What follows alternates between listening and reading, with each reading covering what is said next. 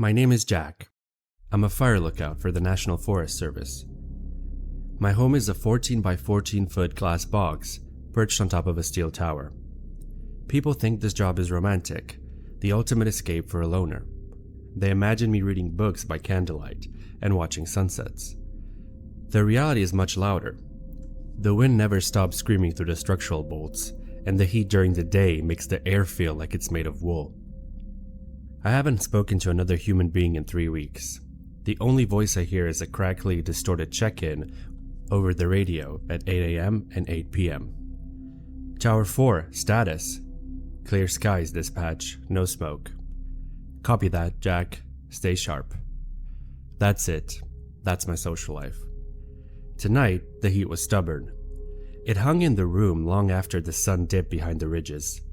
I was doing my midnight sweep, slowly panning my binoculars across the Blackwood Basin. It's a massive bowl-shaped valley, choked with dry pine and dead brush. If a fire starts there, the whole county goes up. I saw the light at 12:15 a.m. It wasn't a glow. It was a sharp, aggressive flash. It reminded me of a camera flash, or a signal mirror. It came from the darkest part of the basin, an area where no hikers are allowed. I adjusted the focus on my binoculars. My hands were steady, but my heart started a slow, heavy thud against my ribs. Flash. It was rhythmic. 3 short bursts, a pause, and then 3 more. I leaned over my map table and aligned my firefighting tool with the light. I needed an azimuth to report to dispatch, but as I looked through the sights, I realized something that made the hair on my arm stand up. The light wasn't just flashing in the valley, it was reflecting off of my windows. I moved to the left, stepping toward my small stove. The flash followed me. I ducked down, crouching by my cot. The light adjusted, hitting the glass exactly where my head had been a second ago. Someone was down there, miles away in the pitch black, tracking my movement through the glass. They weren't looking for fire. They were looking at me. I reached for the radio headset to call it in. My fingers touched the cold plastic, but I stopped. If I called dispatch, they'd send a ranger out. It would take them 4 hours to hike in. By then, whoever was down there would be gone. Or worse, the ranger would be walking right into a trap. I decided to turn off my kerosene lamp. I wanted to be invisible. I turned the wick down, and the room plunged into a suffocating darkness. The only light now was the pale, sickly glow of the moon hitting the peaks. I waited in the silence. The tower groaned as the metal cooled. Then, I heard something that didn't belong to the wind. It was a metallic tink, like a wedding ring tapping against a steel ladder. My tower has a staircase, but it also has a vertical maintenance ladder on the north side. No one uses the ladder. It's rusted and dangerous. Tink, tink. Something was climbing, and it was moving fast. I crawled across the floor toward the trapdoor in the center of the room. I pressed my ear to the wood. My breath was coming in shallow, jagged hitches. The vibration came through the floorboards, a heavy, rhythmic pulling. Whoever was on that ladder was strong. I reached out to slide the iron bolt shut, but my hand froze. There was a noise coming from my radio. It wasn't dispatch, and it wasn't static. It was the sound of a wooden whistle, a low, mournful note that rose and fell like a funeral dirge. I looked back at the shadows. The single light in the valley was gone. In its place, dozens of tiny white glints appeared along the ridgeline. It looked like the forest had grown 1,000 eyes, all of them reflecting the moonlight, all of them fixed on my tower. The tapping on my ladder stopped. A second later, something slid under the crack of my trapdoor. It wasn't a hand. It was a small, circular pocket mirror. It slid across the floorboards until it came to a rest in the center of the room. In the moonlight, I could see the reflection of the tiny glass circle. It wasn't reflecting the ceiling. It was reflecting the corner of the room behind me, the corner where I kept my supplies. In the reflection, I saw a pair of long, pale fingers gripping the edge of my equipment shelf. Someone was already in the room with me. and they had been there the whole time I was watching the woods. The mirror on the floor stayed still. My heart was so frantic, like a bird trapped in my ribs, beating so hard I thought the thing in the corner could hear it. I couldn't turn around. I just watched that silver reflection. The pale fingers on my shelf didn't move. They looked like wax, long, bloodless, and far too thin. In the silence of the tower, a scream felt like a death sentence, so I didn't dare to speak up. Instead, I slowly reached for my heavy iron fire poker near the stove. My fingers wrapped around the cold metal. I spun around. The corner was empty. My supply shelf was exactly as I'd left it. Cans of beans, a first aid kit, and my spare radio batteries. No pale fingers, no intruder. I lunged toward the corner, swinging the poker through the dark air. It hid nothing but shadows. I scrambled to the kerosene lamp and fumbled with the matches. My hands were shaking so violently, I dropped the first 3. Finally, a spark took. The amber glow flooded the room, pushing the darkness back to the glass panes. The room was empty. The trapdoor was still bolted from the inside. I looked back at the door. The small pocket mirror was gone. There wasn't even a scratch on the wood where it had slid. "I'm losing it," I whispered to myself. My voice sounded like a gravel grinding together. It was the first time I'd heard it in weeks. The altitude, the isolation. It must just be a hallucination, I said to myself. I forced myself to breathe. I went to the window again to look out at the Blackwood Basin. The dozens of lights I'd seen at the ridge were gone, and the forest was just a black void again. I didn't sleep. I sat in my chair with the poker on my lap until the sun began to bleed over the horizon.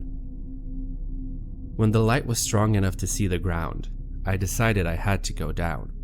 I needed to check the perimeter. I needed to see if there were footprints near the ladder. If I found nothing, I'd known I was just having a breakdown. If I found something, well, I had a truck parked 3 miles down the trail. I unbolted the trapdoor. The hinges screeched, a sound that felt like a warning. I climbed down the same stairs, my boots clanging on the metal grating. Each step felt like a mile, and when I reached the bottom, I stopped. The base of my tower is surrounded by a small gravel clearing. In the center of that clearing, right at the foot of the stairs, was a circle, and it wasn't made of stones. It was made of bones. Small, delicate rib cages of squirrels, the skulls of blue jays, and the charred remains of a fox. They were arranged in a perfect geometric ring, and in the center of the ring sat a wooden whistle. It was identical to the sound I'd heard over the radio, hand-carved, dark wood, stained with something that looked like dried sap, or old blood. I stepped over the circle, my stomach churning. I walked to the north side of the tower, where the maintenance ladder was. The rust on the ladder had been scraped away. There were fresh, deep gouges in the metal, as if something with claws or very sharp metallic rings had gripped the rungs with incredible force. I didn't wait. I turned and started running toward the trailhead. The forest felt different today. Usually, the woods are loud with the chatter of birds and the rustle of wind. Today, it was a tomb. The air felt heavy, smelling of ozone and wet ash, even though there wasn't a cloud in the sky. I reached the spot where the trail dips into a dense thicket of hemlocks. I stopped dead. Hanging from the branches were mirrors, hundreds of them. Small vanity mirrors, shards of broken glass, polished hubcaps, all tied to the trees with bits of dirty twine. They were positioned at eye level, angled perfectly to catch the morning sun. As I stood there, the wind picked up. The mirrors began to sway. The reflections danced across my face. It was the same rhythm from the night before. 3 short, 3 long. SOS. But it wasn't a plea for help. It was a countdown. I looked into a large shard of glass hanging directly in front of me. In the reflection, I saw the trail behind me. Standing in the middle of the path, 50 yards back, was a figure. It was tall, maybe 7 feet, and incredibly thin. It wore a tattered ranger's uniform, but the fabric was gray and weathered, like it had been buried for a decade. Where its face should have been, there was only a large circular piece of polished obsidian. It didn't have eyes, but it did have a reflection. It raised a hand. In its palm, it held a wooden whistle. It blew. The sound didn't come from the figure. It came from the trees around me. A chorus of 100 whistles, all screaming at once, vibrating the very air in my lungs. I bolted. I didn't look back. I crashed through the brush, ignoring the branches that clawed at my skin. I reached my truck, fumbled the keys into the ignition, and roared out of the clearing. I didn't stop until I reached the ranger station at the base of the mountain. I burst through the door, breathless, ready to tell them everything. But the office was empty. The radio on the desk was hissing. I walked over to the desk. There was a logbook open. The last entry looked like it was my own handwriting. June 14th, 8 p.m. Lookout Jack. All clear. No smoke. I looked at the calendar on the wall. Today was July 12th. I had been in that tower for a month longer than I remembered, and according to the logbook, I hadn't checked in for weeks. The radio hissed again. A voice came through. It sounded like my own voice. "Dispatch, this is Jack. I found something in the Blackwood Basin. It's beautiful. Come and see the lights." Then, the sound of a whistle filled the room. I didn't stay at the ranger station.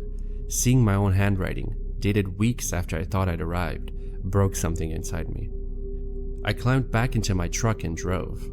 I didn't care where. I just needed to be away from the trees. But the road didn't lead out. No matter which fork I took, the pines seemed to lean closer, their branches interlocking like skeletal fingers over the asphalt. The sun didn't move. It stayed trapped in that sickly, bruised twilight, casting long, distorted shadows that danced in my rearview mirror. Then, the engine died. No cough, no sputter, just a sudden, hollow silence. I sat there, gripping the steering wheel until my knuckles turned white. Outside, the fog began to roll in. It wasn't misty or light. It was thick, gray, and smelled of wet ash. It swallowed the hood of the truck, then the windows, until I was sitting in a sensory deprivation chamber of cold glass. Tink. The sound came from the roof of the truck. I looked up. The fabric of the ceiling bowed downward, as if something incredibly heavy was pressing its palm against the metal. Then came the sound of metal grinding on metal. Something was unscrewing the bolts of my door from the outside. I didn't wait for the door to fall off. I grabbed my pack and the fire poker and lunged out the passenger side, disappearing into the fog. I ran blindly, my boots sinking into needles and mud.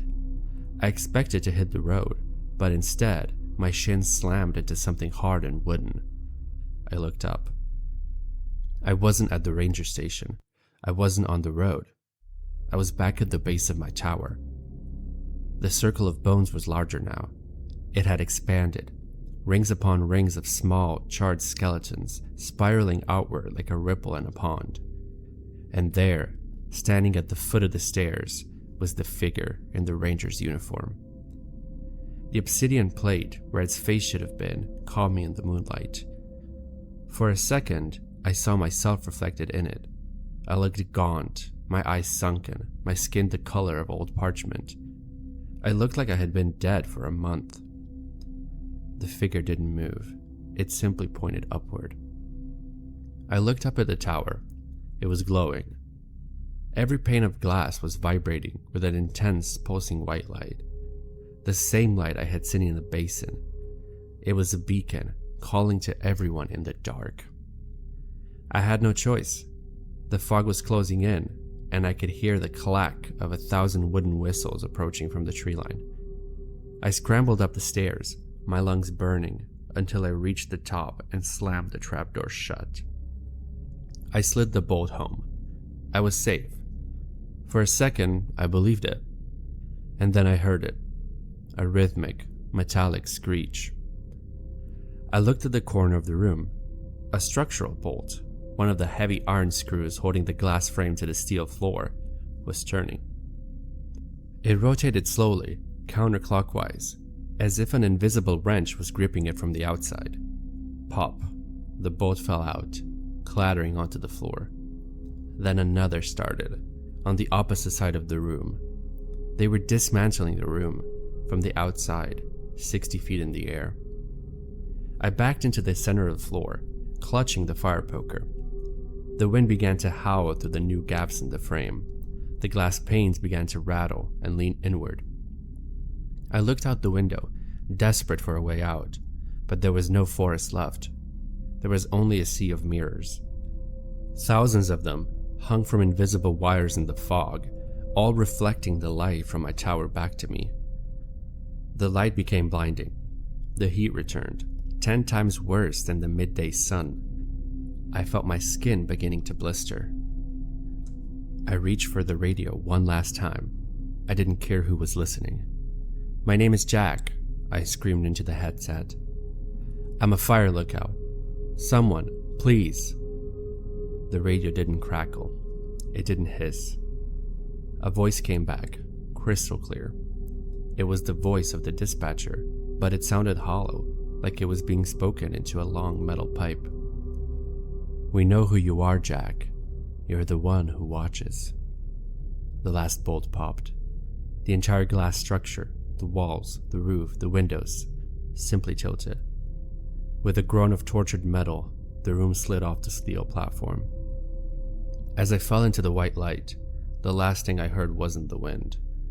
It was the sound of 1,000 glass mirrors shattering at once, and the long, low note of a wooden whistle welcoming me home.